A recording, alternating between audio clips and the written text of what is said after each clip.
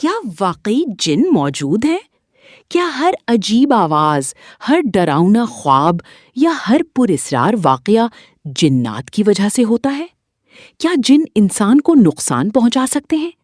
اور سب سے اہم سوال، قرآن مجید جنات کے بارے میں اصل میں کیا کہتا ہے؟ آج کی اس ویڈیو میں ہم صرف قرآن مجید اور صحیح احادیث کی روشنی میں جنات کی حقیقت جانیں گے، تاکہ حقیقت اور افسانے میں فرق واضح ہو جائے۔ اس لیے ویڈیو آخر تک ضرور دیکھیے۔ جنات کا وجود۔ سب سے پہلے یہ جان لیجئے کہ جنات کا وجود قرآن مجید سے ثابت ہے۔ اللہ تعالیٰ سورہ الرحمن میں فرماتے ہیں کہ انسان کو مٹی سے پیدا کیا گیا اور جنات کو آگ کے شعلے سے پیدا کیا گیا۔ یعنی جنات اللہ تعالیٰ کی ایک حقیقی مخلوق ہیں، کوئی خیالی کردار نہیں۔ کیا جنات ہمیں دیکھ سکتے ہیں؟ قرآن میں اللہ تعالیٰ فرماتے ہیں کہ شیطان اور اس کا گروہ تمہیں وہاں سے دیکھتا ہے جہاں سے تم انہیں نہیں دیکھ سکتے۔ اس سے معلوم ہوتا ہے کہ عام حالات میں انسان جنات کو نہیں دیکھ سکتا، لیکن وہ ہمیں دیکھ سکتے ہیں۔ البتہ اللہ تعالیٰ جسے چاہی جو دکھائی وہ الگ معاملہ ہے۔ ضرور دیکھیے۔ جنات سے حفاظت کیسے کریں؟ نبی کریم صلی اللہ علیہ وسلم نے ہمیں بہت خوبصورت طریقے سکھائے ہیں۔ روزانہ آیت الکرسی پڑھیں، خاص طور پر سونے سے پہلے۔ صبح اور شام کے اذکار کی پابندی کریں۔ سورۃ الفلق اور سورۃ الناس پڑھ کر اپنے اوپر دم کریں۔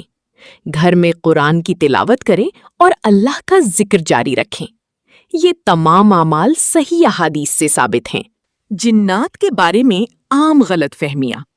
بہت سے لوگ سمجھتے ہیں کہ ہر کالا سایہ جن ہے، ہر خواب جن کی طرف سے ہوتا ہے، ہر آسیب جنات کا اثر ہوتا ہے۔ یہ سب باتیں بغیر دلیل کے درست نہیں۔ ایک مسلمان کا عقیدہ قرآن اور صحیح حدیث پر ہونا چاہیے، نہ کہ سنی سنائی باتوں پر۔ اہم نصیحت: اگر کسی کو جسمانی یا ذہنی بیماری ہو تو پہلے ڈاکٹر سے رجوع کریں، اور ساتھ ہی اللہ تعالیٰ سے دعا، قرآن کی تلاوت اور مسنون اذکار کا اہتمام کریں۔ اسلام علاج اور دعا دونوں کی تعلیم دیتا ہے۔ یہ تمام اعمال صحیح احادیث سے ثابت ہیں۔ جنات موجود ہیں، لیکن ہمیں ان سے زیادہ اللہ تعالیٰ کی قدرت پر یقین رکھنا چاہیے۔ جو شخص نماز کی پابندی کرے، قرآن پڑھے، صبح و شام کے اذکار کرے اور اللہ پر بھروسہ رکھے، وہ اللہ کی حفاظت میں رہتا ہے۔ اگر آپ کو یہ ویڈیو فائدہ مند لگی تو اسے ضرور شیئر کریں تاکہ لوگوں تک قرآن و سنت کی صحیح تعلیم پہنچ سکے۔ السلام علیکم ورحمۃ اللہ وبرکاتہ۔